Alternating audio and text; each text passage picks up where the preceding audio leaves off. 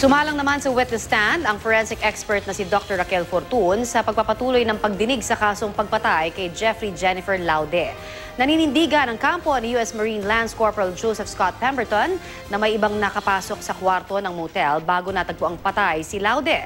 Mula naman sa Olongapo City, may ulat on the spot si Rida Reyes. Rida?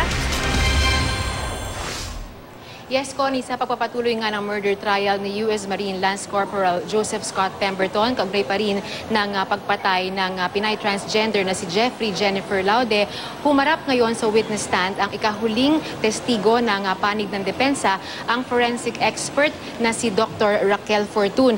At ginamit ni Fortun ang kanyang nalalaman sa forensics para pagtibayin ang mga hawak nilang forensic evidence na magpapatunay na hindi si Pemberton ang pumatay kay Laude.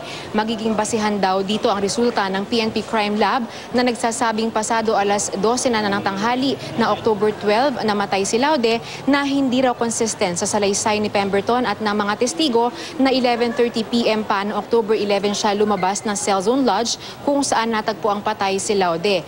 Naniniwala ang kampo ni Pemberton na may ibang nakapasok sa kwarto pagkaalis ni Pemberton. Pero ang prosekusyon, kumpiyansang sapat pa rin ang kanilang mga naihahing ebidensya para mapanagot si Pemberton sa kasong murder. Ngayon lamang din, Connie, ay bumaba ang ina ni Laude para magpahayag ng kanyang pagkadismaya at galit sa naging testimonya ni Dr. Fortun. Giit niya wala raw katotohanan ang sinasabi nito na minor injuries lamang ang tinamo ni Laude. Hindi rin daw ito credible na testigo dahil hindi naman daw siya ang nagsagawa ng autopsy sa labi ng kanyang anak at sa halip ay ibinase lamang nito ang kanyang testimonya sa mga larawan ni Laude. Ngayong araw din na Konya, inaasahan na magre-rest ng case ang depensa at kung hindi na magkakaroon ng iba pang motion or rebuttal mula sa magkabilang panig, ay inaasahan at hinihintay na lamang ang magiging resolusyon ng Olongapo City RTC Branch 74 kaugnay pa rin ng kasong murder ni Pemberton. At yan muna ang pinaka-latest mula rito sa Olongapo City. Connie. Maraming salamat, Rida Reyes.